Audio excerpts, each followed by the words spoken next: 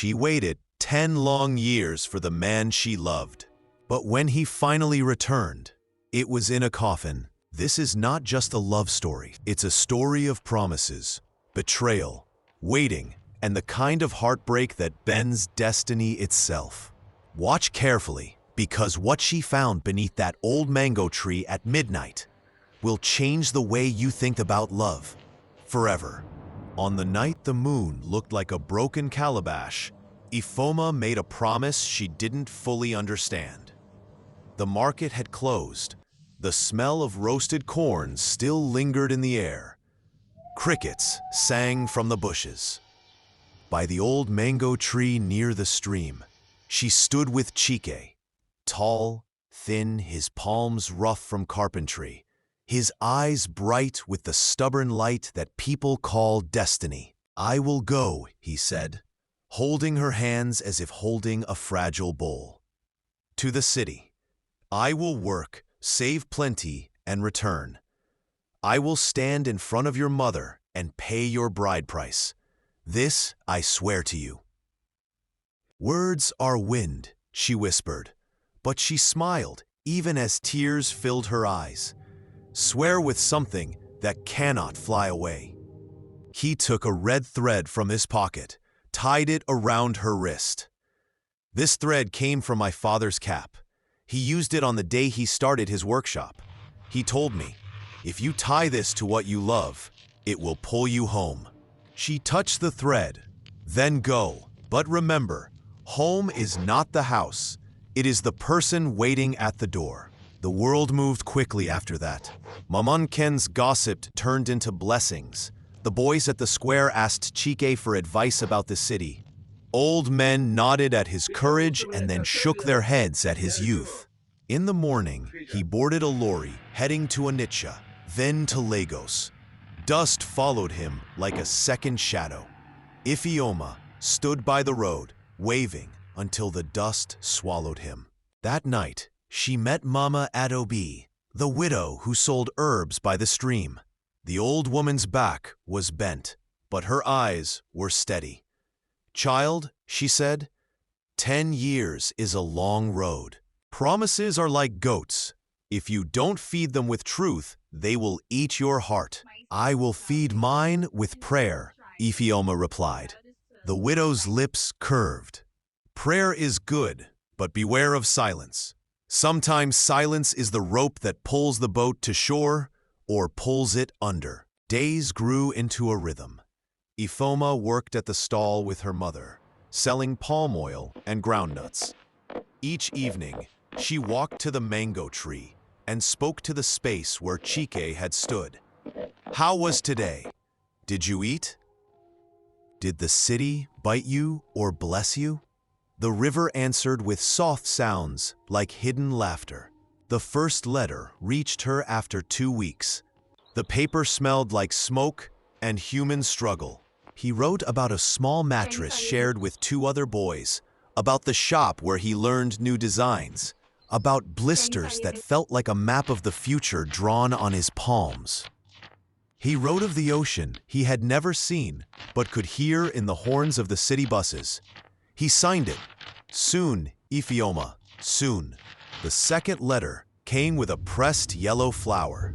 The third with a tiny photograph, Chike beside a half-built bed frame, his smile shy, the sky behind him the color of melted tar.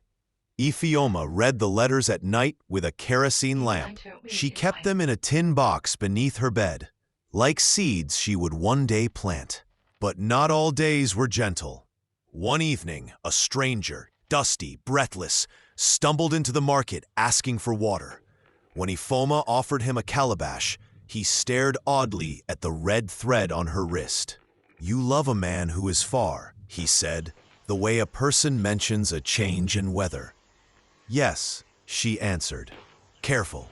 Distance is a thin glass," he murmured. "It shows you a person's face, and sometimes your own fear." He left before she could reply. A breeze shook the mango leaves like hands shaking a truth. And somewhere in that rustling, Ifeoma heard a whisper she would remember for years. He will return, but not the way you think. A letter with a stain arrives, brown like dried blood, smelling faintly of medicinal spirit. Waiting became a craft. Ifeoma learned to stretch hours like cloth on a line, to fold days into careful squares and pack them away. Morning began with chores. Midday smelled of heat and palm oil. Evenings belonged to letters. She visited the post office so often that the postmaster greeted her with a half smile and a question that always felt like a test. "Any letter for you today?" Often there was. Chike's handwriting walked across the page as if in a hurry to reach her heart. I am learning faster, one letter said. The master carpenter trusts me with the planer. I made a chair so smooth that a drop of water ran like a frightened lizard across it. I counted my savings today. It is small, but I counted it twice, and it felt larger. Another. The city is loud at night, but I found a quiet place behind the workshop. I sit there and carve your name on small scraps of wood. The other boys laugh, but I don't mind. Between his lines, Ifeoma added her own. Fears she didn't write down, prayers she wrote with tears. She answered every letter, sealing them with a thumbprint, like a promise. She hid money in her replies sometimes, 10 or 20 naira, useless to him and precious to feel like partnership. When there was no money to send, she tucked in a tiny strip of cloth from her wrapper, a color to carry her smell and her village to him. Then the first silence came. 1 week, no letter. 2, 3. The postmaster tilted his head in sympathy and returned to his tea. Ifeoma walked home slower, shoes heavy with unspoken dread. At night, she sat by the lamp and listened to the house breathe. On the 29th day, a letter arrived, creased, damp, with a brown stain at the corner and a smell like medicinal spirit. Chike's words were careful, too careful. I am fine, he wrote. There was an incident at the shop. A board slipped. My hand will heal. Do not be afraid. I will work harder when it does. He signed it soon. The word soon looked tired, as if it had walked a long road carrying too much. Ifeoma took the letter to the mango tree. God, she whispered, keep him. The wind moved as if agreeing. Still, she noticed something else. A number scribbled at the bottom, not part of the letter. A phone number? The postmaster didn't know. Nobody in the village owned a phone except the chief. The number sat in her mind like a locked door. Rain came. The thatch roof sang. The stream swelled and talked louder than usual. Ifeoma's mother watched her in the soft blue of evening. "Nwam, my child," she said, "do not let waiting choke your laughter." "I am not choking," Ifeoma replied. "I am training my breath." The second silence came harder. The red thread on her wrist frayed. Suitors returned with new clothes and old promises. Oga Maduka, the trader with a belly like a proud drum, sent his sister with yam and meat. Our family is kind, the sister whispered. We do not let beauty waste. Ifeoma thanked her and gave the food to the church. One night, a lorry broke down near the village. The driver slept in his seat while the engine hissed like a snake. In the morning, he bought palm oil from Ifeoma's mother and asked, "Who is that girl with the eyes that look far?" "She is waiting for someone," Mama said.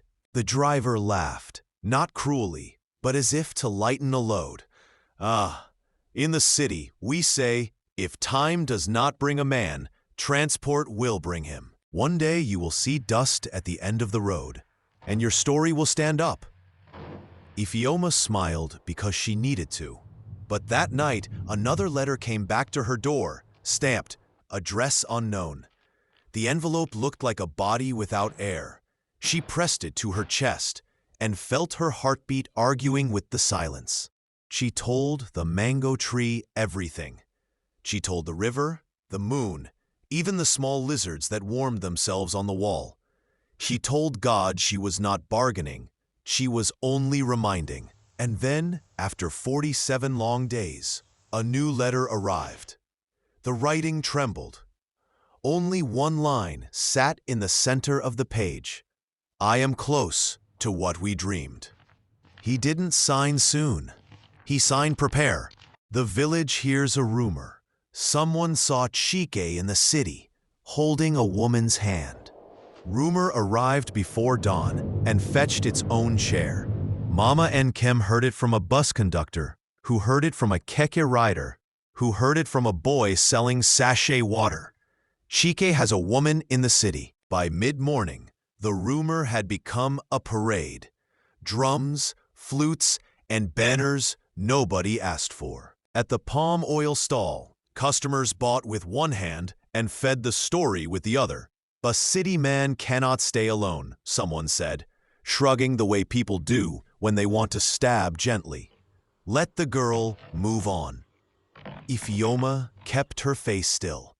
Later, she washed her hands longer than necessary, watching oil break into bright circles and disappear. She went to the mango tree and asked it, "If a promise is true, can a rumor kill it?" The tree said nothing. The silence felt like a knife held at the right temperature, not to burn, but to remember. That week brought festival preparations. The new yam piled in pyramids, goats bleated, drummers tested skins with soft taps. Aunties pressed beads into their hair and into younger hands. Ogamaduka's sister came again, this time with a wrapper blue like deep water. "Wear it for the dance," she urged. "When a woman is beautiful, even her shadow becomes a drumbeat." "I will dance," Ifeoma said, "but shadows cannot marry me." At evening prayers, pastor's words found her. Faith is not closing your eyes. It is opening them and still choosing to stand. She stood. Yet the rumor returned like harmattan dust, everywhere, soft, stubborn. Even her mother faltered. "My child, nobody drinks from an empty pot because it is faithful." Her voice broke. "I am not pushing you out of love. I am pulling you away from erosion." "I hear you, Mama," Ifeoma answered gently. "But I'm not lost. I'm anchored." The festival night shone with lamps and laughter. Children ran, masquerades danced with spirits in their feet, and the air tasted like pepper and joy. The motor park was crowded with travelers and stories still wearing road dust. Ifeoma went there because she needed a proof, even if it hurt. She found the keke rider the rumor had touched. "Did you see him?" she asked. He scratched his head. "I saw a man who looked like him. City paints every face the same after midnight." The woman? Maybe a sister, maybe a shadow, maybe hope wearing lipstick. She gave him coins and left. On her way home, the red thread on her wrist snagged on a nail sticking from a broken fence. It snapped with a small sound, like truth breaking under weight. She stared at the two fluttering ends. Somewhere in her chest, a child cried and an old woman sighed. At the mango tree, she tied the broken ends into a knot. "Return to me," she whispered, not just to Chike, but to herself. Days later, a letter came. The postmaster handled it like something sacred. "This one waited for you," he said. The envelope was thin, the stamp crooked. Inside, a single page. "I have been sick, Ifeoma. Do not fear. I worked more than my body agreed, but I am standing again. I sold my best work today and added to our savings. Another job is coming. I am coming home after it. Hold a place in the market for me. Hold a place beside you." At the bottom was a number again, and the smell, sharp, clean, like hospital corridors. She pressed the paper to her face, as if it could teach her how to breathe. That night, she dreamed she was at the stream. The widow with the herbs stood on the other side, holding a small wooden box. "When he returns," the widow said, "open this." In the morning, Ifeoma found nothing by the stream but footprints, and a fear that wanted to be nameable. The rumor lost some teeth. Villagers softened. Some apologized with raised eyebrows and extra cola nuts. But peace never came fully. It sat like a visitor who would not remove his shoes. One afternoon, a bus from Lagos parked at the square. A young man she didn't know jumped down and asked for Ifeoma. When she stepped forward, he pressed a sealed envelope into her palm. "From Chike's friend," he said quietly. "He said to give you this if anything delayed him." "Delayed?" she asked, but he was already climbing back into the bus. She broke the seal with shaking hands. The letter inside was short, the handwriting unfamiliar and urgent. "Sister, forgive me for writing. Your man is pure. He saved me like a brother. If he does not arrive before the new moon, go to D Mango 3 at midnight. There is something hidden for you." He said, "When she sees it, she will know the truth."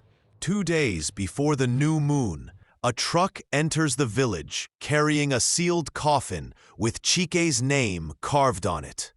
The day the truck arrived, the village music swallowed its own voice. Drums stopped in mid-beat, as if a bigger drum had spoken. Dust lifted from the road and tried to cover the truth. But truth is a tall man.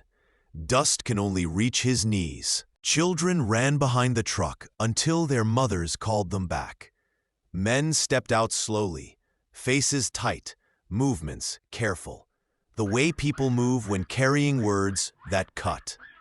On the back of the truck lay a coffin, dark wood, polished until the sun could see itself inside, and carved on top, in clean letters, Chike O. Ifeoma didn't scream at first. She moved toward it the way a person walks into a dream, sensing the edge of a cliff and still drifting forward. The red thread on her wrist was a small fire.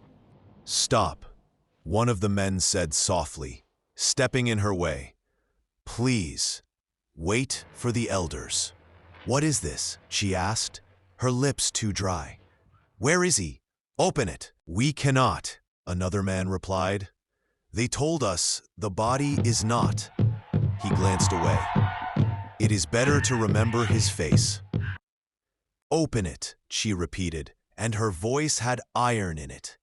"He is not a rumor. He is not a story. He is a person with a face." The chief arrived. Elders gathered. A priest came carrying thin words. People formed a ring around grief. The men from the city explained what they could bear to say. An accident on the highway at night. A boy who fell between 2 vehicles. Chike ran to pull the child away. A flash of light, screeching tires, chaos, and then stillness. In his pocket, a small box with a ring. In his bag, a receipt showing savings in a new account. His friend had sent the letter that found her. She waited. Someone whispered, 10 years. Not 10, another corrected. 9 years and some months. As if the math was mercy. The elders decided the coffin would remain closed. "We will not unmake the dead," the chief said solemnly. "Let memory keep the face." Ifeoma sank to the earth, the ground receiving her like a mother who must hold even an adult child. The world tilted and then refused to stop. She thought of all the mornings she had boiled water, all the nights she had talked to a tree. She thought of the broken red thread tied back into a knot, of the smell of medicinal spirit, of the number she could not call. The men from the city handed her a small bag. Chike's things. Inside, his comb, a square of cloth, a half-carved spoon with the curve of a promise, and at the bottom, a folded paper. Her name on it, in his hand.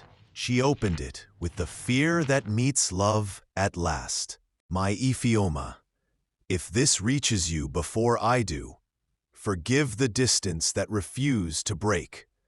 I wanted to buy you a ring with music in it, but I bought one with humility instead. I wanted to bring you city air, but I found that love does not breathe better there. If anything happens, go to the mango tree at midnight. There is a box there. I made it with my hands. It is the only box in the world I want you to open. If I return, this letter is only paper. If I do not, this letter is a road. Your stubborn carpenter, Chike. People were crying now. Women with wrappers pulled tight. Men who coughed to hide tears. Children with faces pressed against their mothers. The priest said words about life being a vapor and God collecting tears in a bottle. The sun slid behind a cloud that suddenly seemed too small to hold it. They buried the coffin at noon, when shadows are shortest and mercy has nowhere to hide. When the final shovel of sand fell, Ifeoma stood up as if pulled by an unseen rope. At midnight, when the village slept and only the nocturnal creatures kept watch, she walked to the mango tree with a lamp and a heartbeat that felt like thunder. Beneath the mango roots, she finds a wooden box with a brass hinge, and inside, a truth that refuses to die. The mango tree had witnessed births, weddings, quarrels, secrets that never learned to talk. Tonight, it watched a woman kneel, lamp trembling in her hand, the earth cool beneath her knees. Ifeoma set the lamp down and ran her fingers along the roots until she felt wood, smooth, deliberate, waiting. The box was small, the size of 2 joined palms. A brass hinge caught the lamplight like a star hiding under a leaf. She dug around it, careful, the way a person touches a sleeping baby. When the box came free, dirt clung to it like the past does to love. Her hands shook. She opened it. Inside lay a simple silver ring, a folded bank receipt with her name as beneficiary, a photograph of Chike in the workshop, a tired smile on his face, a small key labeled with her name, and a letter on thick paper that felt important before she read it. My Ifeoma, if you are reading this, it means one of 2 things. Either God was kinder than my fears, and I came late, or life collected its debt before I could pay my vow. I have saved enough to come home with honor. The account is ours. I left a small box at the bank. The key is here. Inside are documents for a plot of land near the stream, registered in your name. On that land, I plan to build our first table, our first bed, our first quarrel, and our first morning after. The city bruised me, but it did not break me. When I was sick, I prayed for strength. When I was strong, I prayed for wisdom. The prayer that lasted through both was this: that your hope would not rot because of me. If I do not stand beside you when you open this box, listen carefully. Do not let my absence become your country. Mourn me, yes. Let the earth drink your tears. Then stand, sell or keep, marry or remain.